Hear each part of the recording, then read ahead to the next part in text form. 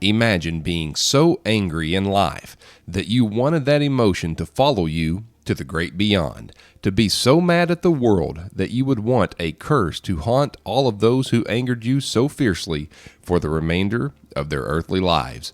Does that seem a bit extreme? Let me introduce you to Captain Francis, otherwise known as Frank McHarry. Captain McHarry was an Irish immigrant who had become very wealthy as a steamboat ferry captain. He had a reputation for having a fiery temper. He was also a smart businessman. Apparently, he was involved in other business ventures in addition to his thriving ferry business. He would also be a partner in one of the leading producers of concrete, lime, and flour in the area. In the 1850s, McHarry would enter the ferry business, and that is where this legend truly starts to take shape. McHarry would purchase the Portland New Albany ferry. As part of his duty, he would ferry people and animals and so forth across the river. He felt that the steamboat captains of the day had no regard for the people and animals aboard the ferry, and they would push their boats at a high velocity. This would cause a large wake in the water and would shake and rock the ferries that he would operate.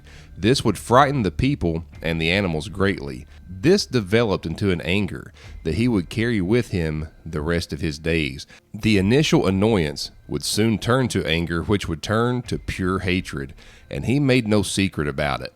Just imagine you're the captain of a steamship. You have no idea just how much Mr. McHarry hated captains in general, and you get a barrage of curses and insults hurled your direction. McHarry died in 1857, and his anger was cemented even further in his death. He was originally buried in a family tomb and left word to be buried standing up so he could hurl curses through a porthole towards the steamboat captains even in his death.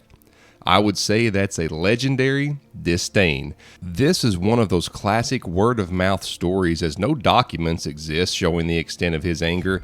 However, the steamboat captains thoroughly enjoyed relating this story in later years to those who enjoyed such stories.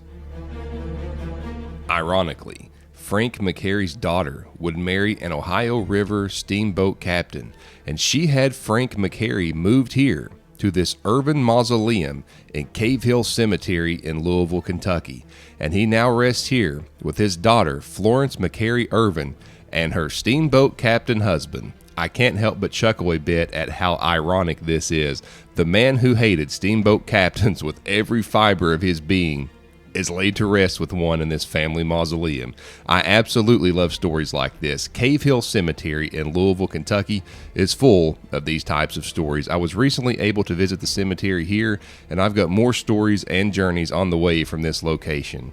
I want to thank my latest Patreon supporter, Maureen McCarthy. Thank you so much for believing in what I do and in your generosity. Links to my Patreon and website will be in the description. Another video of mine will be on the screen soon, and it is my hopes that you will watch it. Once again, from Cave Hill Cemetery in Louisville, Kentucky, I will see you again soon.